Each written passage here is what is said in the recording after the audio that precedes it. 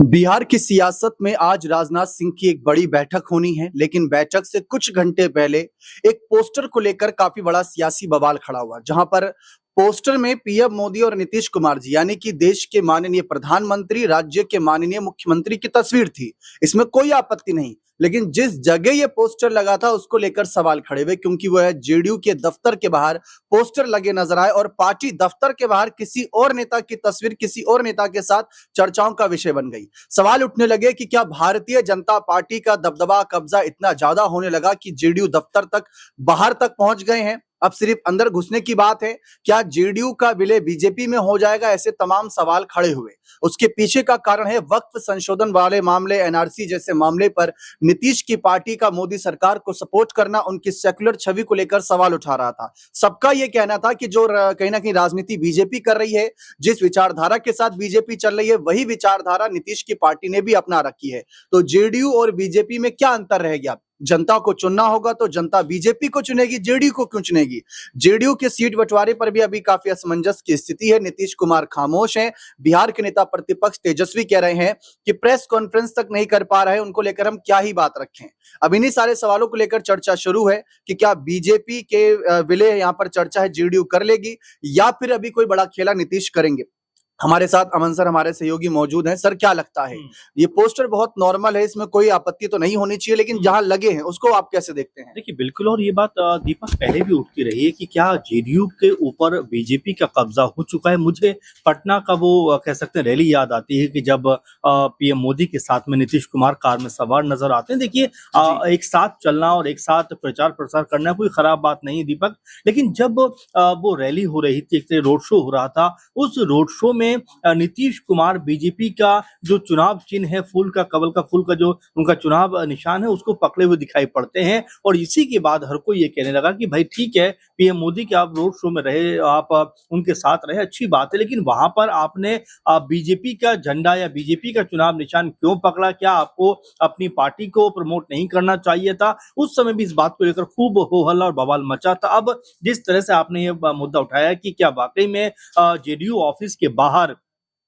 इस तरह से बीजेपी की तरफ से पोस्टर लगाना, क्या ये बताना है कि जेडीयू कहीं ना कहीं उनके दबाव में है? जेडीयू, क्योंकि आप देख रहे हैं नीतीश कुमार खुलकर सामने नहीं आ पा रहे हैं। अगर पीएम मोदी बिहार आते भी हैं तो वो चर्चा करते हैं कि भाई सरकार तो एनडीए की आएगी, लेकिन नीतीश कुमार का कहीं कोई जिक्र नहीं होता। तो ये ऐसे सवाल दीपक लगातार बन रहे हैं कि बिहार की राजनीति में कहीं ना कहीं एक अलग तरह का माहौल बनाते हुए दिखाई पड़ रहे हैं। और साथ में जब तेजस्वी से इसके बारे में बात होती है तो बड़े सधे हुए अंदाज में कहते हैं कि भाई नीतीश कुमार आजकल इतने घबराए हुए हैं कि पत्रकारों से बात नहीं करना चाहते, कोई प्रेस कॉन्फ्रेंस नहीं करना चाहते, कोई बड़ा स्टेटमेंट देना नहीं चाहते। और ये बताता है कि नीतीश कुमार के ऊपर या उनकी पार्टी के ऊपर बीजेपी अपना पूरा दबदबा बनाना चाहती है। और इसी की तर्ज पर अभी देखा जा रहा है कि उनके ऑफिस के बाहर बीजेपी की, पीएम मोदी की फोटो लगना कहीं ना कहीं इस तरफ इशारा करता है कि जेडीयू के ऊपर बीजेपी अपना प्रभाव जमाना चाहती है, हक जताना चाहती है, और साथ में ये भी बताना चाहती है कि भाई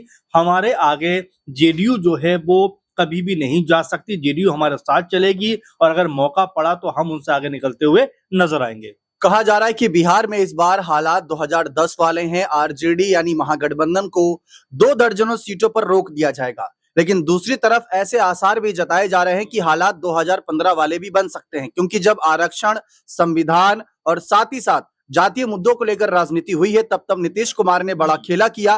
क्योंकि वो वक्त याद करिए जब 2014 में मोदी जी को आगे किया गया था, लेकिन उसके बाद आरएसएस और बीजेपी की विचारधारा पर सवाल उठाते हुए नीतीश कुमार ने पाला बदल किया था। सबका यही कहना है कि 2010 या 2015, सर क्या लग रहा है 2025 में कौन सा नजारा देखने को? देखिए, बिल्कुल। और 2 बातें इसमें अहम निकल के सामने आती हैं कि जो मुख्य इसमें अहम बात है वो ये है कि क्या नीतीश कुमार मुख्य धारा से इस बार हटने वाले हैं? क्या नीतीश कुमार के ऊपर अब तक जिस तरह देखा जाता रहा है कि 20 साल से कहीं ना कहीं चुनाव उनके इर्द गिर्द रहा है, तो क्या अब वो जो स्थिति थी क्या वो खत्म होने वाली है? दूसरा महत्वपूर्ण सवाल ये बनता है दीपक कि क्या तेजस्वी यादव का प्रभाव अब पहले के मुकाबले ज्यादा नजर आता है? क्योंकि आपने 2010, 15 और 20 का जिक्र इसमें किया है, तो देखिए हर बार स्थिति अलग रही है, लेकिन इस बार ऐसा लगता है कि तेजस्वी यादव पूरी तरह से मजबूती के साथ चुनाव में जाना चाहते हैं। आप देखिए, तेज प्रताप यादव पर जैसे ही कोई छोटा मोटा आरोप लगता है या थोड़ी बहुत उनके बारे में सोशल मीडिया से लेकर और तमाम जगह पर जिस तरह से उनके बारे में नेगेटिव खबरें चलती हैं और वो खुद भी सामने आते हैं कि भाई हाँ, जो कुछ हुआ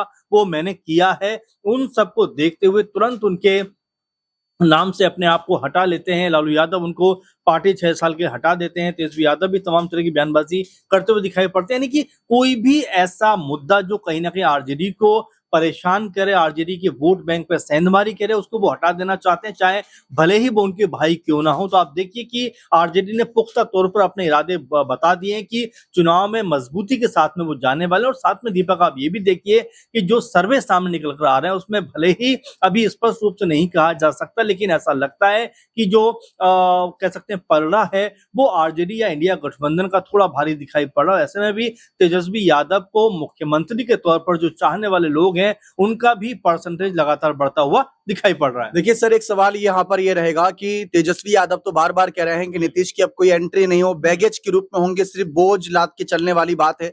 लेकिन लालू यादव ने ऑफर दे रखे हैं, अभी भी लालू ही पार्टी के अध्यक्ष हैं। लेकिन एक नजरिए से ये भी देखा गया है कि जब जब नीतीश को लगा पार्टी खतरे में है या कुर्सी खतरे में है तो उन्होंने लालू यादव का ही साथ लिया है। लेकिन इस बीच आपको क्या लगता है अगर ऐसा कोई समीकरण बनेगा, क्योंकि हम देख रहे हैं तेजस्वी सर्वे में आगे चल रहे हैं, नीतीश से तो काफी आगे चल रहे हैं लोकप्रियता के मामले में, तो तेजस्वी बिल्कुल भी शायद ये डील इस बार नहीं करेंगे कि आप सीएम दोबारा बन जाइए। 2 बार उन्होंने सीएम बनने दिया नीतीश कुमार को, आंकड़े कम होने के बावजूद।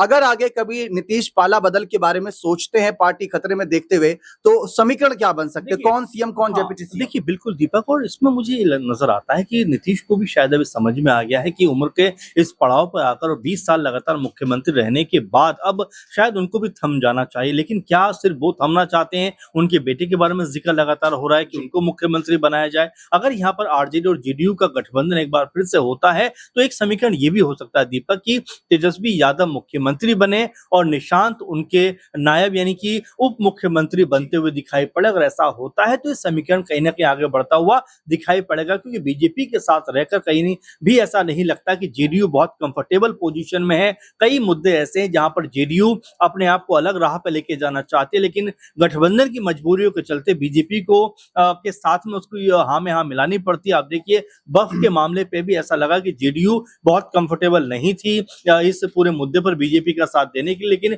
फिर भी गठबंधन की मजबूरियों के चलते उसने फैसला किया। और हो सकता है आने वाले दिनों में कहीं जो आपस में दूरी आई है आरजेडी और जेडीयू के बीच में वो एक बार फिर से नजदीकी में बदलती हुई नजर आ जाए, क्योंकि नीतीश कुमार के बारे में दीपक हम सब जानते हैं कि कब किस तरफ चले जाए कहा नहीं जा सकता। इसी तर्ज पर देखा जा रहा है कि अगर बीजेपी इसी पोस्टरबाजी के जरिए या इस तरह की बयानबाजी के जरिए अगर जेडीयू के ऊपर दबाव बनाती रही तो कोई बड़ी बात नहीं कि जेडीयू बड़ा फैसला करते हुए आरजेडी के साथ में हाथ मिला ले। लेकिन बड़ा फैसला तब होगा जब नीतीश कुमार इस मामले पर चुप्पी तोड़ेंगे। कहा जा रहा है संजय झा, लल्लन सिंह बीजेपी की ही भाषा बोल रहे हैं और ये भी माना जा रहा है कि बीजेपी जो भी फैसले ले रही है उसमें उनकी सहमति भी नजर आ रही है। जेडीयू नेताओं ने इस पोस्टरबाजी पर साफ कहा कि ये एनडीए की एकजुटता का प्रदर्शन है। उनका साफ संकेत है कि हमारा एनडीए दल कितना मजबूत है कि हम जेडीयू दफ्तर के बाहर भी अपने पोस्टरों में मोदी जी का जिक्र कर रहे हैं। तो हमारा सवाल है कि उसमें मांझी, चिराग पासवान और उपेंद्र कुशवाहा को भी शामिल करिए। तो ये सवाल बहुत बड़ा है, लेकिन समीकरण क्या बनेंगे देखना दिलचस्प रहेगा। बने रहें चैनल के साथ, बहुत बहुत शुक्रिया।